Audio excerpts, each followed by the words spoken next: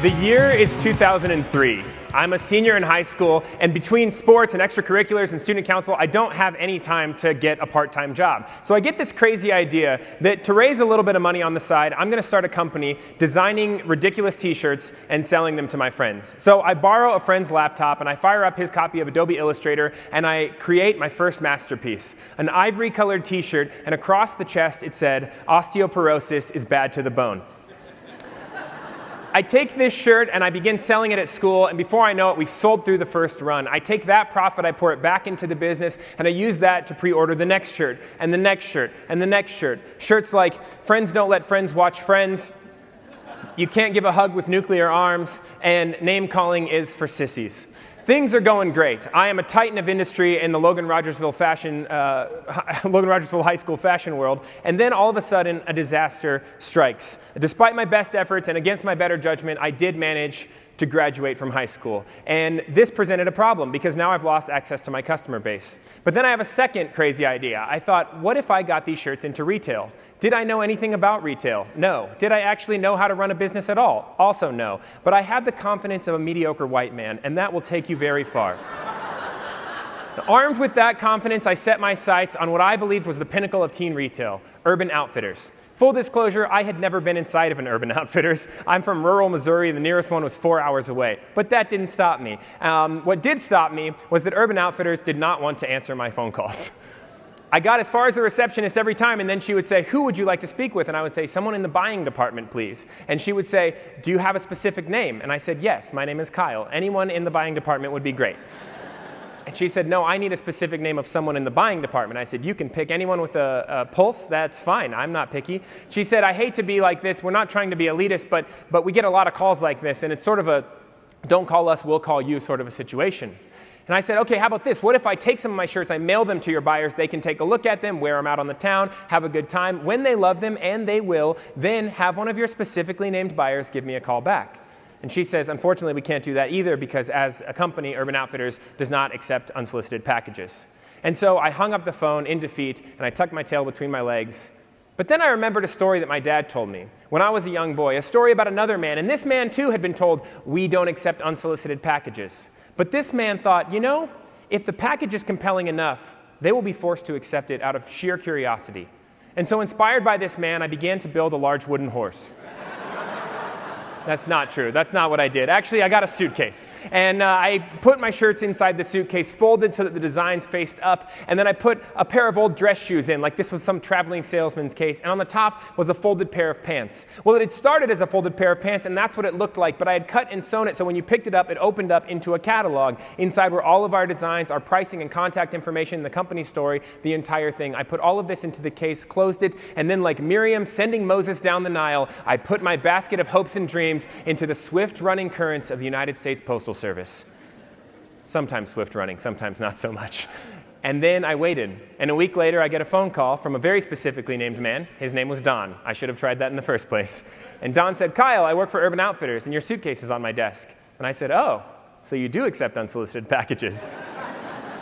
Don laughed and said, "We made an exception for you. And Kyle, we love these shirts and we'd love to carry them in our stores." And before I know it, these shirts that I've designed on a computer that I don't really know how to use and that I also don't own, that I borrowed from a friend of mine, these things that started in my head and have become reality are now sold in Urban Outfitters all across the country. But there was one Urban Outfitters store that was more important than all the ones in this country, and that was the one Urban Outfitters store in Toronto, because that store allowed me to begin introducing myself as Kyle Scheele, international fashion designer. I'm so grateful for that story and when it happened, because it happened at this crucial point in my life. See, I believe that all of us are born creative. If you don't believe that, you can prove it. Just go into a class of kindergartners and say, "How many of you are artists?" And every hand will raise. And they won't just raise timidly. They will fly into the air and wave back and forth wildly, because every kid wants to show you their picture. They want to tell you their story. They want to sing you their song. But then if you go back in first grade and in second grade and in third grade, as the years go up, the hands come down, don't they? And they come down, why? Because of pressure. Pressure that builds from the outside, but also, if we're honest, pressure that builds from the inside. Pressure to conform, pressure to be realistic, pressure to be reasonable. And for me, right as this pressure was building, all of a sudden this thing happens, and now I have concrete evidence that sometimes the most reasonable thing to do is to chase a crazy idea. That's what I've been doing ever since. And so today, in the balance of my time, I'm going to do everything I can to convince you not only to chase your own crazy ideas, but to build a culture within your organizations where ideas are celebrated and rewarded and resourced and put out into the world. Because what I've learned over the years is that if you want conventional results, conventional ideas will get you there. If you're fine with the status quo, if things are going okay for you and you're good with that, then you don't need this talk. You can go get some coffee or something. The line's probably shorter right now. But if you want crazy ideas, or crazy results, you have to embrace crazy ideas. And here's why. It's all about the power of a bigger window. As realtors, you know that a window can completely transform a space from a dark and dingy room to a room that looks out onto some beautiful view. It can increase the value of the house. It can lead to better showings. And the same thing is true with our window of possibility. When you expand your window of what's possible, it encourages you and your team to chase bigger things. And it becomes a self-reinforcing cycle. About 10 years ago, there was a book that was very popular, but also very controversial. It was flying off the shelves at the same time as it was being boycotted. That book was called 50 Shades of Grey. Are there any pervy soccer moms in the crowd? You probably read it. No judgment, no judgment. I found that book controversial, though, not for what was in it. That's what most people thought. I found it controversial for what was left out. See, because I, as an artist, know that there are far more than 50 Shades of Grey. Even if you limit it to the most basic definition, there's a thing called grayscale, which goes from 0 to 100. 0 is white, 100 is black, which means that 1 through 99 are, by definition, shades of gray. And when I saw this book, I thought, what are they trying to hide from us, right? Somebody needs to blow the lid off this story, and that someone's going to be me. And so I decided to publish my own book. It was called 99 Shades of Gray. And it was literally just 99 different shades of gray. That was the entire book. Like the book that inspired it, it started out light, but it did get pretty dark by the end. Thank you. I put this book onto a website called Kickstarter, and where I said, hey, pay money to pre-order this book, and if we get enough orders, then we'll be able to print it, and we'll ship everyone out their books. And we had reached out to a bunch of printers, and the minimum order was like $2,000, $3,000, and I said, guys, listen, this is not a $3,000 joke. So I finally found a printer who said they would do a very small, limited run of the books for $600. But to be honest with you, I thought, this is not a $600 joke. No one is going to buy this. Everyone involved in the project thought, this is going to be a massive failure, but it'll be a funny story to tell later. No one's going to buy this book. It is not a $600 joke. Well, it turned out we were right and we were wrong. It was not a $600 joke, but people did buy the book. In fact, in the end, we raised $9,944 from 431 backers. Those backers were in 12 different countries, so I had to ship copies of this stupid book to a dozen countries around the world, and I put one in the Library of Congress, because that's a thing you can do as a United States citizen. Every single time I've chased an idea over the last 20 years, I found that I have no idea what is possible. I will think, okay, worst case scenario is here, best case scenario is here, and the results always end up here, or here, or here, or over there, or somewhere I never anticipated. And what happens is there's a self-reinforcing virtuous cycle, because you chase one crazy idea and it goes way better than you expected, and the next time you think, maybe I should chase a little bit bigger one. And over time, you begin chasing bigger and bigger ideas that you never would have dreamed of, because you're consistently realizing, I actually am a terrible judge of what may or may not be possible. So how do you actually do this? Well, in the same way that plants need air and soil and light, ideas have needs as well. And if you create an environment where these needs are not met, the ideas around you will wither. But if you create an environment where these needs are met, ideas will flourish. Luckily, they're very simple things. The first thing that every idea needs is a chance. If you do not believe that you have the capacity to have ideas, then your brain will just ignore the ideas that come up, and it will rule them out or write them off, or it will never even bring them to your attention, because of this quote that Warren Buffett said. He said, what the human being is best at doing is interpreting all new information so that their prior conclusions remain intact. Isn't that true? When we get new information that conflicts with our beliefs, we don't usually change our beliefs. Instead, we try to figure out how that actually is good news for me. You've seen this with your buyers. They come to you and they say, or your sellers, they say, I think that my house is worth $1.2 million. And you said, where did you get that number? And they said, the house across the street just sold for $1.2 million. And then you said, I think we're being liberal with the definition of across the street. That's 2 counties away in a different neighborhood. It has an acre lot, 3 more bedrooms, and a functioning roof, all of which your house does not have. But they don't interpret that way, do they? They go, no, I think we can get 1.2. And you say, $1.2 perhaps, but I don't think that we're going to get what you're asking. And this is a dangerous thing that we do when we set on a belief and then we just begin interpreting everything that way. What this does for you is that if you do not believe that you're a creative person, then as soon as you have a creative idea, you'll immediately just throw it away. Or your brain might not even bring it to your attention, or it will bring it up and immediately tell you all the reasons why it won't work. And that doesn't give an idea a chance. That's a really sad thing to do with your one life that you have, but it's a travesty when you do that to the people that you lead. When you immediately assume, well, that person, they just answer the phones. They just do the data entry. That's just the website guy. And you don't ask them for their ideas that could make your business better. You don't let them know the things that are keeping you up at night and the problems that you're wrestling with and ask them for their input. You don't even give the ideas a chance. The second thing that every idea needs is a time and place. Every idea needs a time and place because we are humans and we live inside of time and place, and so that means ideas need a time and a place to exist. But the thing is, we way overthink this one, don't we? Because we wait for what? The perfect time and the perfect place. And then we talk ourselves out of why we should try this idea now because, it would have worked great 6 months ago, or if interest rates were a little bit better, or if the general economic, or maybe if it's not the right, there's an election coming up, or whatever. We talk ourselves out of all the reasons why this isn't the right time, but it's a great idea if only. But the truth is, there's no such thing as the perfect time.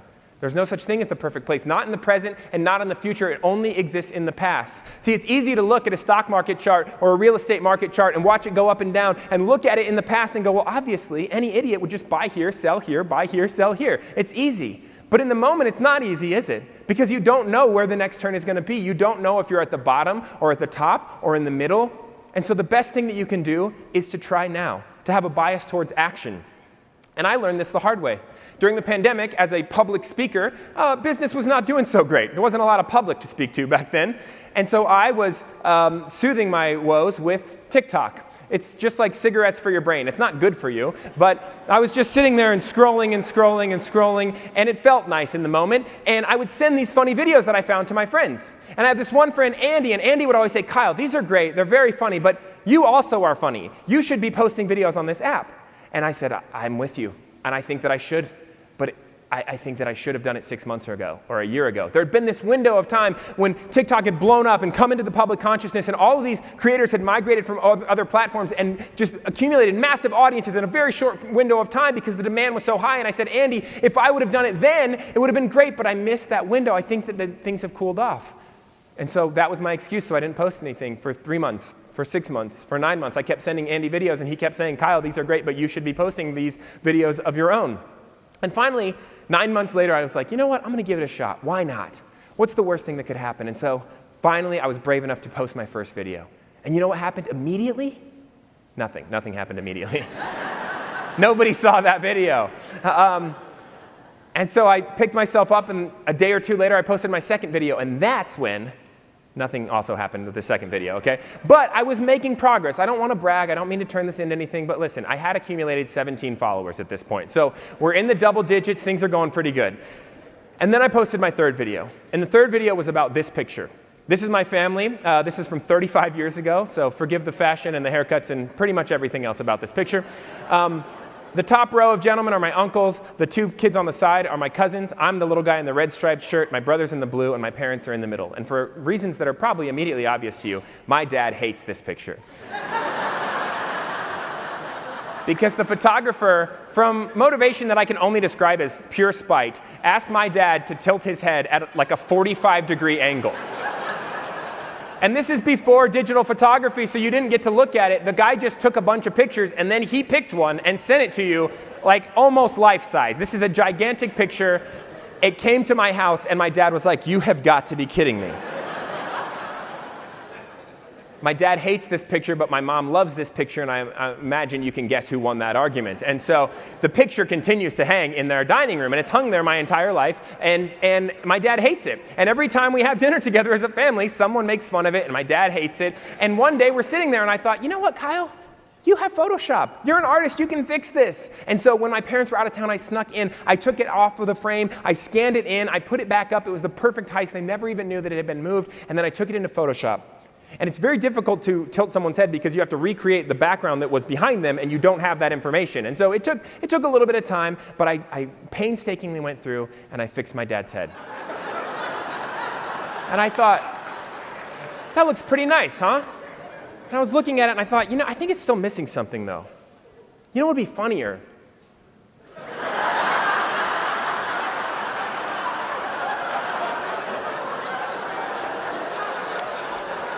So I posted this picture to my 17 followers. And then I took a walk. It was a nice day. It was in December, and it was unseasonably warm, so I was like, I'm going to enjoy the weather. And I took a walk, and as I'm walking, I look down about halfway through the walk, and I go, whoa, I have 100 followers. That's crazy. And then I came back from the walk, and I'm packing up my office and heading home for the day, and I have 1,000 followers. And I text my friend Andy, and I go, Andy, I have 1,000 followers. And he goes, what are you talking about, Kyle? You have 2,000 followers. And I get home, and I have 3,000 followers. And Andy's like, dude, this is crazy. You're going to hit 10,000 followers by midnight. And he was close. At midnight, I had 500,000 followers. And a day later, I had 1 million. I went from 17 followers to 1 million followers in just over 25 hours. Today, I have 3 million followers, which is ridiculous. I do not deserve any of those. Don't clap for that. It's stupid. TikTok on the back end will show you how much cumulative watch time has been spent watching a video, and it's almost as long. That video has been viewed 68 million times, and the cumulative watch time is an entire human life. It's like 70 years of time. We could have cured cancer, but we watched my stupid video, so that's on me. That's my bad. That one idea has opened up so many doors for me. I probably wouldn't be here today if it weren't for that video, and I almost didn't post it. You can wait for the right time and place, or you can say, you know what, now's as good a time as any. There's a quote from Oliver Wendell Holmes that haunts me, and it should haunt you, because it says, alas for those that never sing but die with their music in them. So many people die with their music in them because they're waiting for exactly the right time, exactly the right moment to jump in. Oh, if things were just a little bit better. And waiting for the right time is a perfect recipe to die with your music in you. The last thing that every idea needs is a crew. Ideas need a crew. They need a team. There's this myth in American psychology that is the self-made man or woman. It's usually a man, and it's usually he takes credit for all of this stuff, and you go, how did this one person come up with all of this amazing stuff? The truth is he didn't. Every single time you dig into the back history of anyone who looks like that, you will find an incredibly supportive community, often an incredibly supportive family or spouse, that person then later goes to great lengths to hide from the public so that they look like the lone genius. The truth is, we aren't designed to do this alone. And perhaps the reason that you have not found the solution to the problem that is keeping you up at night is because you haven't asked the right person. Half of that solution might be in the head of someone on your team who you have just said, they only do this thing. Oh, that's the person who does blank. And in fact, they have a rich and vibrant life that they might have an idea that could lead to the breakthrough for you if only you were to ask them. Every idea needs a crew. I love crazy ideas because I think crazy ideas are the ones that move the needle. Crazy ideas are the ones that push us forward in our personal lives, in our businesses, as a society. And they don't just push us forward incrementally, sort of nudge by nudge, but they move us forward by leaps and bounds. In fact, the history of humanity is just one story after another of a problem that seemed insurmountable at the time being solved by what seemed like a crazy idea. Or to quote Peter Diamandis, the founder of the X Prize, the day before something is a breakthrough, it's a crazy idea. My own love affair with crazy ideas began when I was in high school. Picture this, I'm 17 years old, I am flat broke, but the one thing that I have is a deep and abiding love of t-shirts. Particularly t-shirts that pair a sort of vintage-inspired design with some clever phrase or dumb saying. And so I decide that I am going to start a business making and selling these t-shirts to my friends. There are a few problems with this plan. One, I have no money for inventory. Two, I don't know how to run a business. And three, most importantly, I have no idea how to design a t-shirt. But I decide I can cross those bridges when I come to them. So I borrow a friend's laptop and I teach myself to use his copy of Adobe Illustrator to design my first shirt. Unfortunately, this design has been lost to the sands of time, but I can picture it clearly in my mind. The design featured an elderly woman walking with a cane, a very terribly done line drawing of an elderly woman walking with a cane, and then the text just said, osteoporosis is bad to the bone. I print this design onto a piece of regular computer paper, and I do this in my school's computer lab because that's a cost savings measure for my business. And then I begin my just entry into the cutthroat world of sales. I start walking around to tables at lunch saying, excuse me, you look like a man of fashion. You look like a woman of fashion. Would you like to buy one of these t-shirts? And they inevitably say, well, how much are they? This is a question I had not anticipated. I say, you know, they're $17, but for you, $15. And then I say, well, we'll take payment up front, and the shirts will be delivered in a few weeks. And then I learned the greatest sales trick of all time, which is to shut your mouth and just let the offer hang out there. And before I know it, $15 is placed into my hand, and I hear the two loveliest words that I had heard up to that point in my life, adult medium. And then $15 more, extra large. And before I know it, I've hit the local screen printing shop's MOQ, which I Google and I find out short for minimum order quantity. And I'm learning business on the fly. And so I order these shirts. I dump all of my profits back into buying more shirts. I have no money at all. I'm so broke that I don't even take one of the shirts for myself because I need all of the money to go into the business. But this osteoporosis shirt is a hit. And so afterwards, I continue to design more shirts. Shirts like, friends don't let friends watch friends. You can't give a hug with nuclear arms. And I love carbs. Business is booming. Word has spread around the school. We're selling out all these orders. I'm no longer hitting MOQs. No. Now we're dealing with economies of scale, right? My screen printer tells me for 12 shirts, they're $10 each. But if you order 2 dozen shirts, that drops to $9.50. And I say, that's great, Dennis, but how do we get that number down to 8? All right, I'm a titan of industry. I'm learning about stuff like inventory control and cost of goods sold. And I'm Googling, can a 17-year-old be charged as an adult for sales tax evasion? I'm learning on the fly, okay? And then one day, disaster strikes. I'm sitting in my classroom when a voice comes over the intercom, Kyle Scheele, please report to the principal's office. And I report to this beautiful man's office. This is John Hetherington, my high school principal. And I walk into his office and he says, Kyle, I understand that you've become something of a fashion mogul. And I laugh and he says, Kyle, listen, I love the entrepreneurial spirit. I love the drive. I love all of it. Unfortunately, I can't have you running a business on school grounds. And of course, he's correct. You know, if he lets me do it, then that opens the door. He has to let anybody do anything that they want. And then the next thing you know, the cartels are running the whole school. And so you got to draw a line somewhere. And the natural place to draw that line is at silly t-shirts. And so I say, Mr. Hetherington, you're absolutely right. I should not, nay, I cannot be running a business on these hallowed school grounds. And he says, oh, okay. He seemed a little surprised. He said, well, I'm glad you see it my way. And I said, quick follow-up question. Where do school grounds end?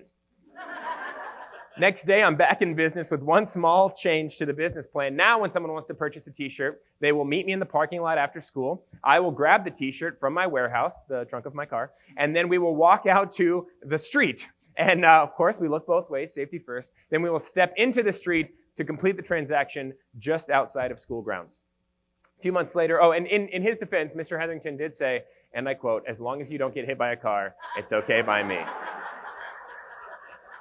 Wise words.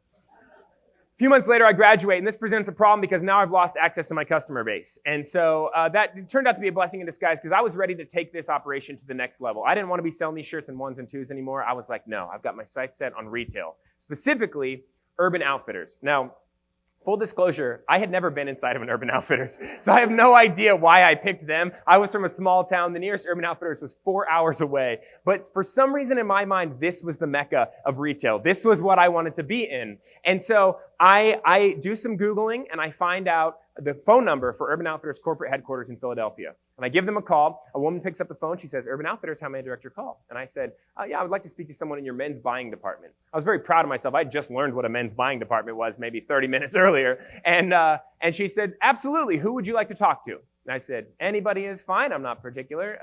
Anyone with a pulse will do. And she said, no, I'm going to need a specific name.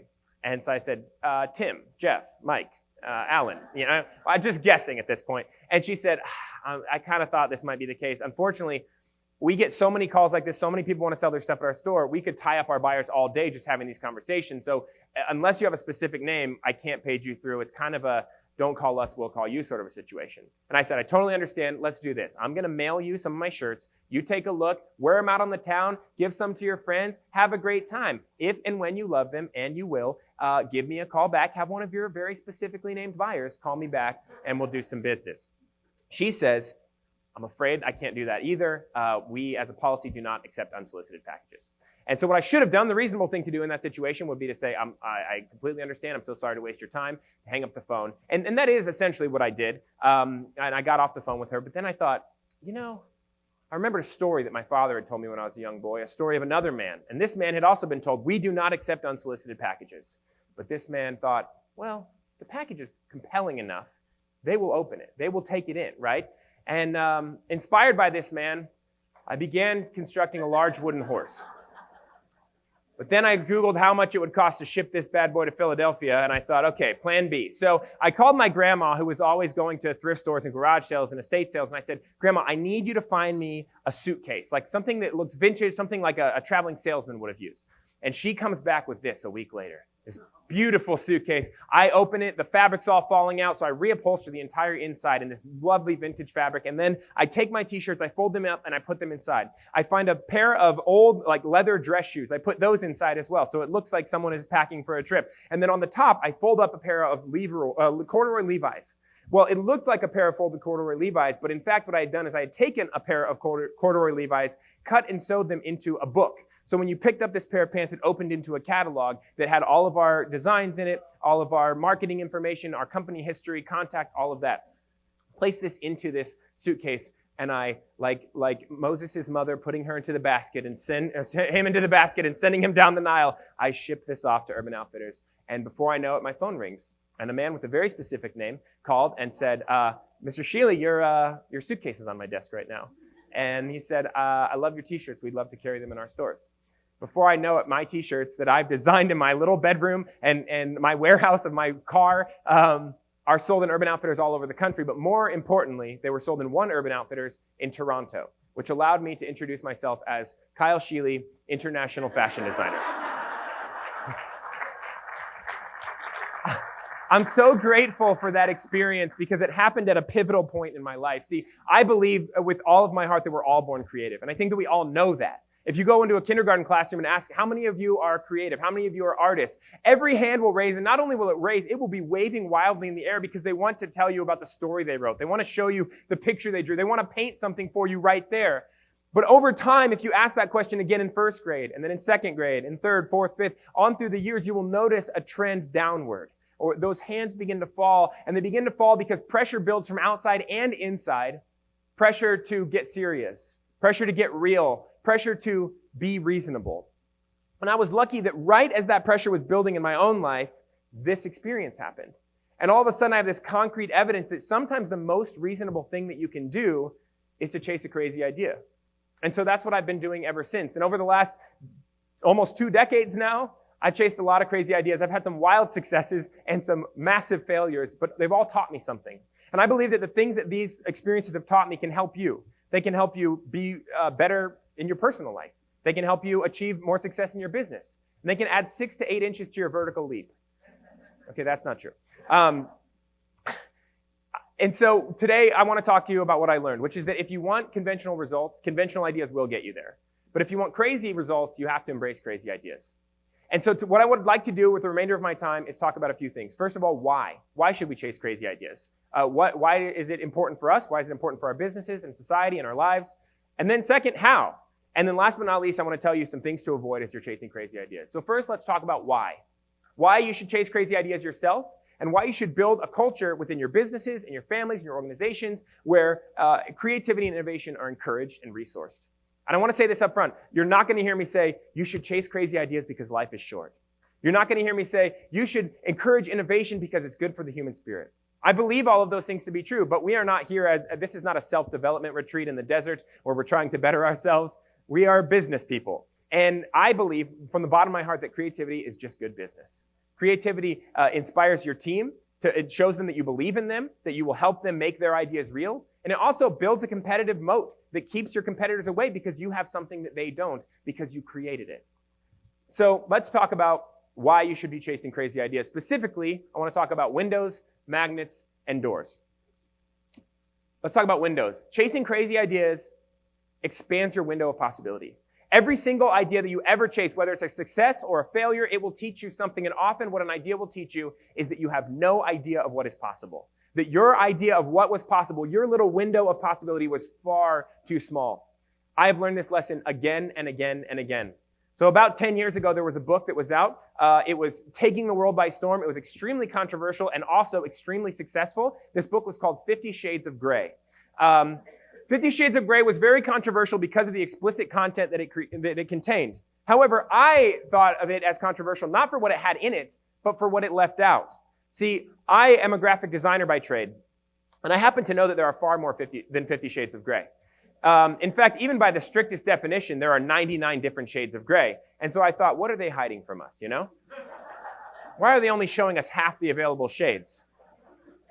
So I decided I was going to publish my own tell-all book called 99 Shades of Gray.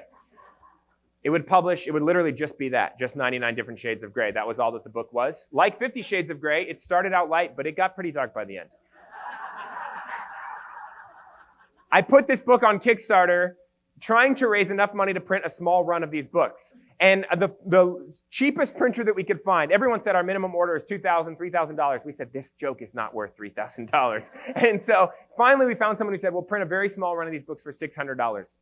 We put it up on Kickstarter trying to raise $600, but none of us thought it would work. I have emails from back at that time saying, this will be a fun experiment. It will obviously fail spectacularly, but it'll be good for us a fun story to tell down the road.